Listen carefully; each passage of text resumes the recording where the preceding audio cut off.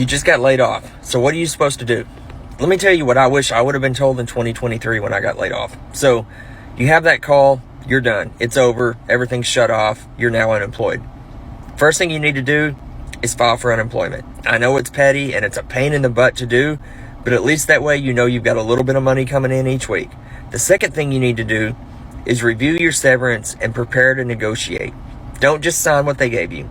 Companies have a really strong reason to get the severance agreement signed.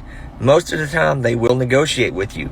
You may be able to get additional pay, extended benefits, or other things involved in it, job search help, things along those lines. And the third thing you need to do is activate your network. That doesn't mean you go throw something out on LinkedIn saying, "Oh, I got laid off, feel sorry for me." It means you start making phone calls. "Hey, I just got laid off. Do you know anything that's out there?" Those three things will move the needle faster than anything else in this life. Prioritize your mental health. Prioritize your well-being. Corporate burnout is so real. And as somebody who is 26, I have been burnt out. I have experienced corporate burnout. And I know getting laid off last year was so I was so distraught, and it came out of nowhere, honestly and truly. But it was honestly one of the best things to happen to me, because if I did not get laid off, I would have continued till I wore myself out. But getting that break and that pause was 10 out of 10. Yeah, financially it was whatever, but I'm lucky and blessed that I have parents that support me. But it was the best thing to happen to me, because I needed that break, and I did not realize how much I needed that break till I got laid off. And I would wake up and just be like, oh my gosh, I don't have to panic about a deadline. I don't have to panic about anything. I can actually just relax. I can just get up and travel. I don't have to ask anyone about putting in my PTO. I was working out. I was doing better mentally.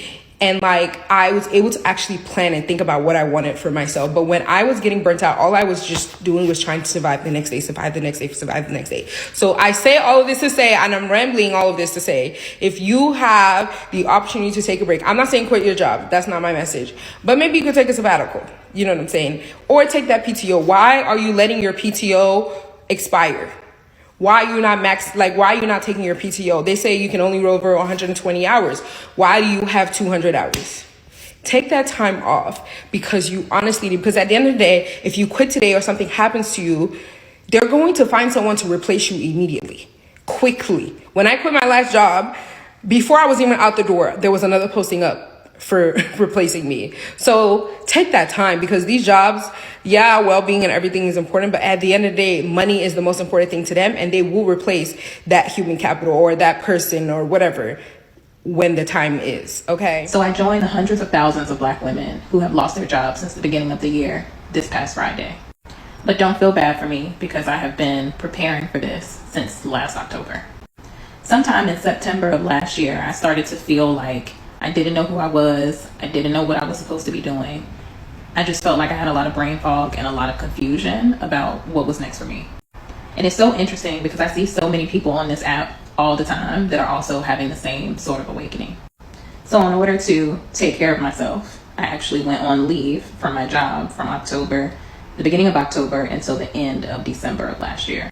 And if you've been following me, you know that during that time I did a magic mushroom experience. I went to a retreat. I went on a transatlantic voyage from Rome to Miami. I did a solo trip to Mexico. I did a lot of different things that by the end of that 90-day period, I felt like I understood what would be next for me. And I started thinking about my job as a resource. And while I showed up every day, did the things that I needed to do, always do my best, I'm never going to be a slacker, I just saw it for what it was. And I began to plan milestones that I wanted to reach before I walked away. And then the universe said, all right, bet, let's get you right on up out of there. And ultimately, every single milestone that I wrote down, that I thought about, that I planned, I met every single one of those milestones. Even though I got laid off, even though I'm leaving earlier than I thought I would be leaving, I still met all of those milestones. And I really just got to thank the power of the universe for that. I've talked to my friends and they're like, you literally manifested this. And it's true. They're right. I made a decision to change my life, and I did it. And it didn't matter that I didn't know anyone else who had done it, that no one in my family had ever done it. None of that mattered. I made the decision to do something because I didn't like my life the way that it was. So I decided to change it. And once I made that decision, things started to happen and to fall into place. And while I was very fearful initially of things changing, me not having my job, I worked the same job for the last 4.5 years. It's literally the job I've had the longest. I was fearful of walking away from that, but let it all work out, just like the song says. And it literally all worked out in my favor. So if you need a sign to say the thing and do the thing that you say that you have been wanting for a long time, if you're like me, years, you've been saying you want that thing for a long time, make the decision to do it and just go out there and do it. The company reached out to me recently to discuss what voluntary layoffs are and whether or not an employee should be interested in one if their company offers it. And I thought it was a really interesting topic of conversation, given that we're starting to see an uptick in layoffs. And in particular, I'm seeing like Microsoft just announcing a major layoff for July. And voluntary severance is a very sure sign that your company is looking at a traditional layoff in the very near future. This is typically a first step, and when they're looking at labor and they're deciding whether or not they're going to cut costs, typically what they'll do is put together a voluntary program, and they'll try to incentivize people who are maybe underutilizing their role, maybe not feeling too motivated in their current job type, or people who are maybe further along in their career and need a little nudge to get into retirement. So they're going to incentivize them with a more lucrative package before they move to traditional layoffs. And usually that happens if they don't get enough people to sign up for the layoff. So obviously the big question is should I take one? Well, here's the deal.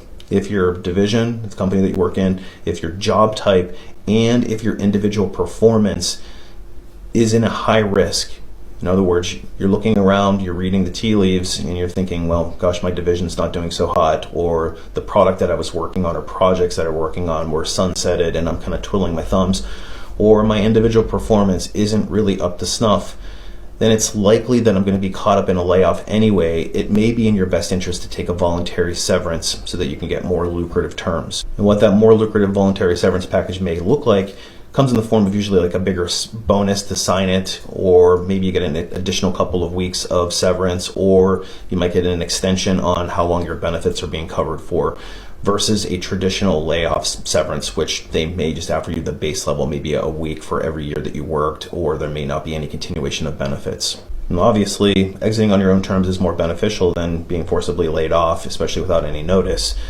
But do your due diligence, start looking around the job market, and if my company is offering these voluntary severances, it is a sure sign that they're going to be moving to traditional layoffs next. So update your resume, update your network, build your networks, and make sure that you're taking proactive steps to start building any additional skills that you need to be a stronger candidate.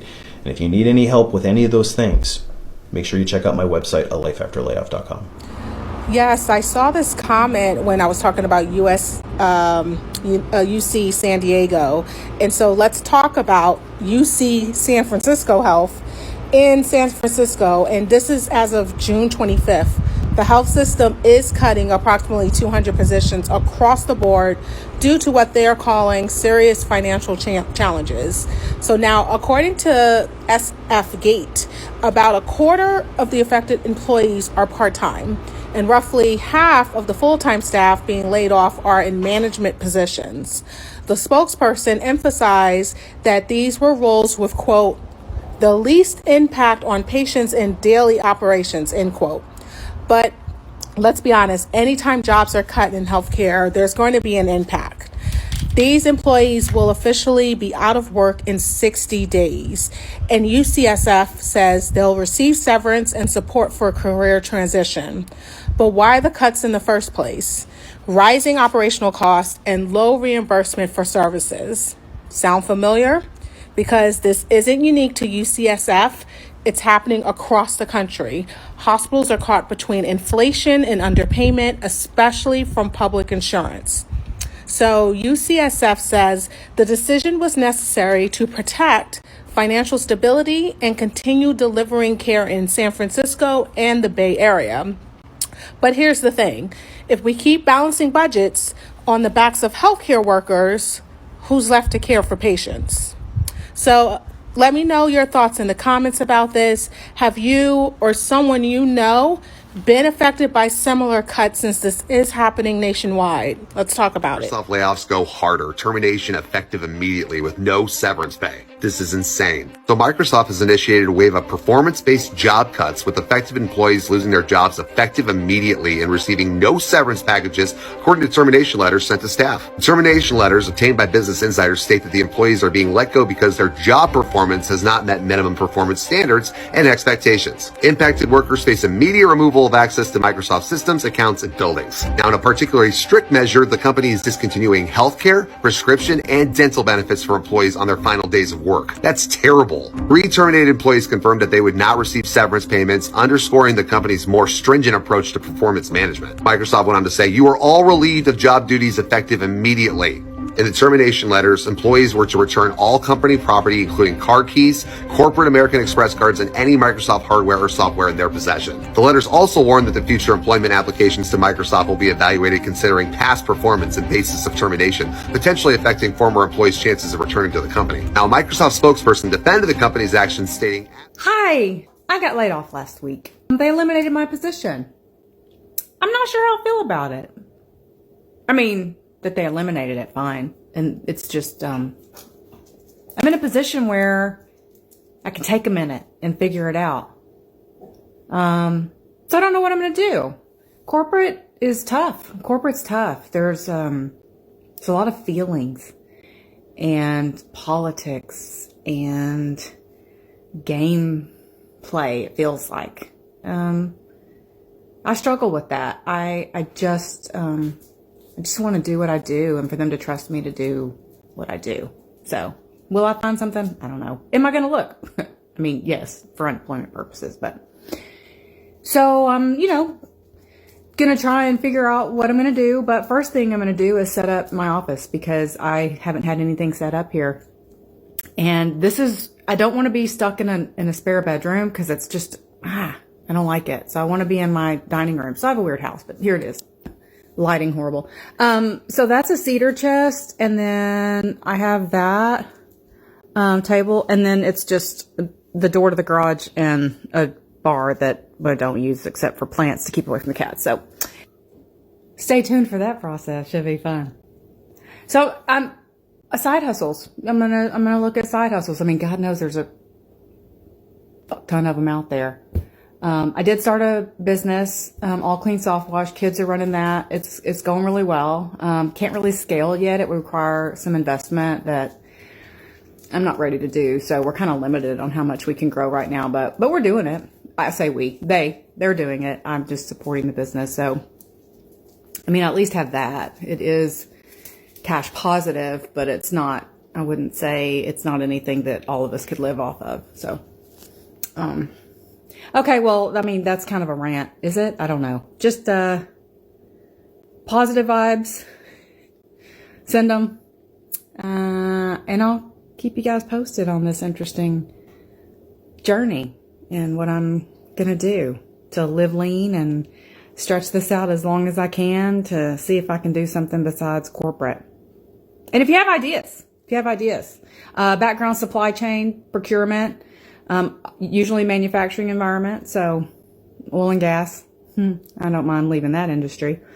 Anywho, good talk. Hey, federal employees. I got a quick Monday rundown on Friday's Supreme Court decision, Trump versus CASA, and what it really means for you as federal employees and the nationwide RIF case. I think this is something all federal employees should know, so please share this widely and double tap to get this message out. You're going to want to know this for future litigation too.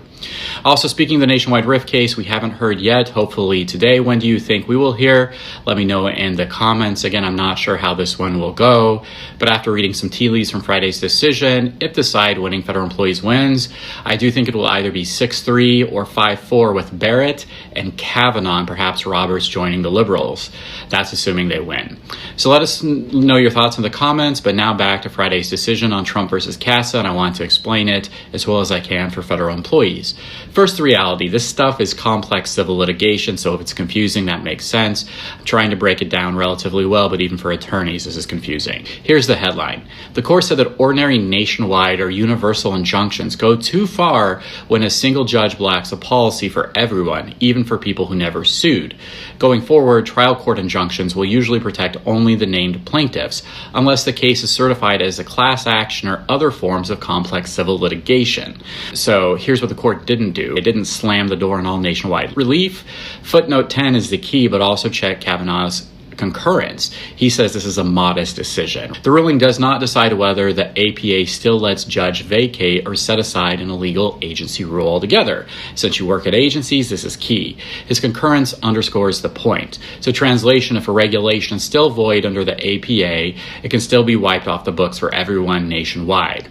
Why the APA matters to you as a federal employee. The APA is your shield when an agency skips notice and comments, exceeds its authority, or acts arbitrarily. If a policy violates the APA, a court can still erase it entirely, even after CASA.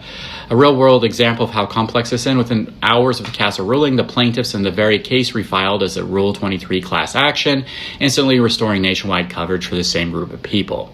That's probably going to be the playbook going forward. One, either sue under the APA so a bad rule can be vacated for everyone, or two, build the class action so the injunction automatically covers all class members. There are other things it gets more complicated. So what changes for the big reduction in force injunctions? The government will argue that CASA chops those injunctions down to the named unions or employees. Plaintiffs are going to counter that the district courts also rely on the APA, so the freezes can survive under the footnote 10 carve-out. The bottom line is that the RIF layoffs are still on hold until the Supreme Court rules on the separate emergency stay request. CASA makes the fight tougher, but not impossible. So here are the takeaway for federal workers. One, nationwide relief isn't dead in any case. It just has to ride on the APA or a certified class or fewer, but still other options. Expect agencies to push the limits. Expect unions and public interest lawyers to pivot quickly. Please also stay engaged, document any harms, follow union updates, follow us here, and know that legal tools remain to check unlawful policies. That's your 2-minute brief. Please follow us for updates. We'll keep translating the legal fine print into plain English next steps for the federal workforce. And if you want to make sure to stay in the loop and not rely on the algorithm, please join our free daily newsletter. I think it's a must read for many federal employees in this climate. To join, go to fedlegalhelp.com/newsletter to sign up. Just put it in your browser, fedlegalhelp.com/newsletter, and you'll be redirected to a website that will get you on our free daily newsletter. Thank you everybody for your support, and hope you have a great day. Being the bearer of bad news really is not my favorite thing to do, but it's been in the headlines lately, so I figured I might as well post about it. Microsoft just announced that they wanted to lay off another few thousand employees by the start of July, and it's not the same employees that they've been laying off as of lately. Microsoft's last round of layoffs were about 6,000 people, and it was primarily software engineers or product management type of jobs, whereas this next round of layoffs, they said it was going to be for primarily salespeople. So now Microsoft is doing this, Amazon has been doing this, Facebook. I just made a video like 5 minutes ago about how Bumble has been doing this and Hinge as well. And so this seems to be like a kind of a growing trend where companies, at least the sentiment is that having a bigger team and hiring a bunch of people, whereas it used to be a sign of a growing company and a successful company, now it seems to be more of a sign of like a slow company, and it's almost more of a detriment. The consensus sentiment seemed to be that software engineering type of jobs would be the first ones to take big hits from AI, but it seems like now even sales jobs are falling victim to it. Do you know if your company is planning a layoff? I'm going to give you the 4 signs that a layoff is in your future. First one, budget cuts or reduced spending. Bonuses aren't coming through the way that they used to. You're not traveling, or those company-sponsored lunches are few and far between. It is a sign that things are getting ready to change. Number 2, questioning your role and comparing to others. If you ever have a question about, so what's the difference between what you do and what Jim does? Or explain to me the difference between how project management helps this versus a Scrum Master. The company is trying to determine if there's a duplication in roles and which role will best suit the future needs of the company. Number 3, changes in your responsibility. Now, unless you mentioned in your last performance review that you want more responsibility or you're looking at pivoting into a different position, your role should not change substantially from your job description. So if you see a significant increase in your responsibilities or decrease, they're finding different ways to automate it or have someone else come in and fill it, chances are your position is about to be eliminated. Fourth thing that a layoff is looming within your company is a hiring freeze or not backfilling vacancies. You don't need to add more people to staff if your whole purpose is to reduce staff. Share this video with someone who has fears of a layoff and save it so you're not caught off guard in the future. Hi, Colby. How are you? Hey, I'm good. How are you? I'm okay. So, look, I wanted to hop right into it, Colby. As you may have heard, we've been restructuring parts of the firm by adopting AI to alleviate some just high operational expenses. And unfortunately, that's led us to make some difficult decisions, including the immediate termination of your role. And look, this is not based on performance as an employee. This is a firm-wide decision that's impacting hundreds of resources. And I know this is probably hard to hear, and I'm happy to answer any questions that you may have. Yeah, this is a complete shock. That's how much effort I put in the company, though. Will I be receiving any severance? Yeah, no, for sure. So you'll be receiving 2 weeks severance. We know this is not a lot, but off the record, as a friend or a colleague, if there's anything I can do to help, let me know. Anyone that you see is connected with me on LinkedIn that you want an intro to. We were literally just talking last week about all these AI apps that are out there, like AI or whatever. Yeah. So I'm sure you'll get back out there and find a new role soon. Mark, we'll stay on and we'll discuss everything awkwardly later. Take care, Colby, and we'll be in touch. All right, thank you. Bye. We just got devastating news at Intel. Intel will be laying off 15 to 20% of their factory workers. You're talking about more than 10,000 jobs gone. But that's just the beginning.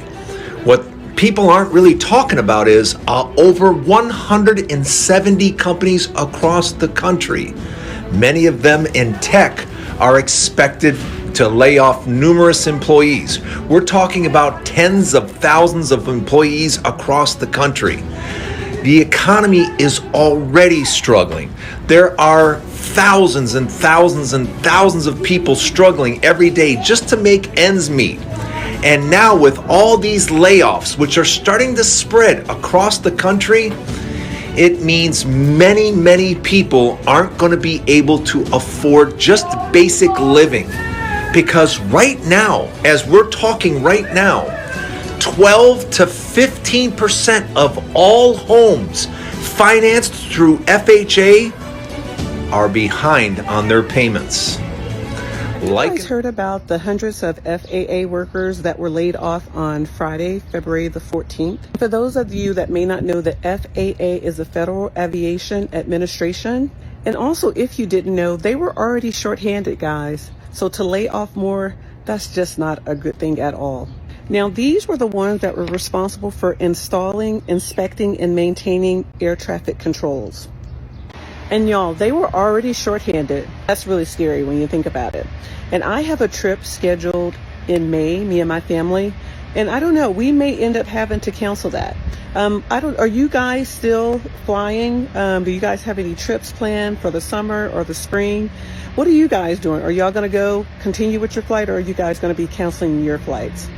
With all the plane incidents that's going on, me and my family may have to rethink this trip. And then, guys, to top it off, our trip is planned to go to DC in May. So I don't know. We may have to really rethink that because to me, I don't know. I mean, it's just not looking good. It is just really too much going on right now to really, possibly be in the air right now, right?